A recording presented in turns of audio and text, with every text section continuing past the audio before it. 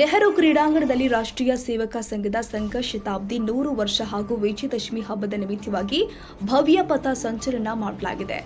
ಪಥ ಸಂಚಲನದಲ್ಲಿ ಕೇಂದ್ರ ಸಚಿವ ಪ್ರಹ್ಲಾದ್ ಜೋಶಿ ಹಾಗೂ ಕಾರ್ಯಕರ್ತರು ಗಣವೇಷ ಧರಿಸಿ ರಾಷ್ಟ್ರೀಯ ಸ್ವಯಂ ಸೇವಕ ಸಂಘದ ಸಂಸ್ಥಾಪಕರು ಆದ ಕೇಶವ ಬಲಿರಾಮ್ ಹೆಡಗೇವಾರ್ ಹಾಗೂ ಮಾಧವ ಸದಾಶಿವ ಗೋಲ್ವಾಲ್ಕರ್ ರವರ ಭಾವಚಿತ್ರ ಮೆರವಣಿಗೆ ಜೊತೆಗೆ ಸಾಗಿದ್ದು, ಮೆರವಣಿಗೆಯಲ್ಲಿ ನಾಯಕರು, ಪದಾಧಿಕಾರಿಗಳು, ಸ್ವಯಂ ಸೇವಕರು, ಆರ್ಎಸ್ಎಸ್ ಕಾರ್ಯಕರ್ತರು ಪಾಲ್ಗೊಂಡಿದ್ದರು.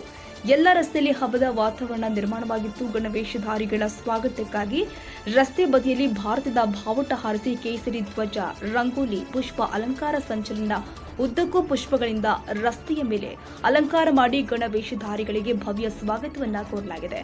ಎಲ್ಲೆಡೆ ಭಾರತ್ ಮಾತಾ ಕಿ ಜೈ ಎಂಬ ಜಯಘೋಷ ಮೊಳಗಿದ್ವು. ಈ ಪಥ ಸಂಚಲನವು ಹುಬ್ಬಳ್ಳಿ ನೆಹರು ಮೈದಾನದಿಂದ ಆರಂಭಗೊಂಡು ಪ್ರಮುಖ ರಸ್ತೆಯಾದ ಬ್ರಾಡ್ವೇ, ದುರ್ಗದ ಬೈಲ್ವೃತ್ತ, ಮರಾಠಗಲ್ಲಿ, ಸಿಬಿಟಿ, ಕೊಪ್ಪಿಕ ರಸ್ತೆಯ ಮೂಲಕ ಪುನಃ ನೆಹರು ಕ್ರೀಡಾಂಗಣಕ್ಕೆ ಬಂದು ತಲುಪಿತು.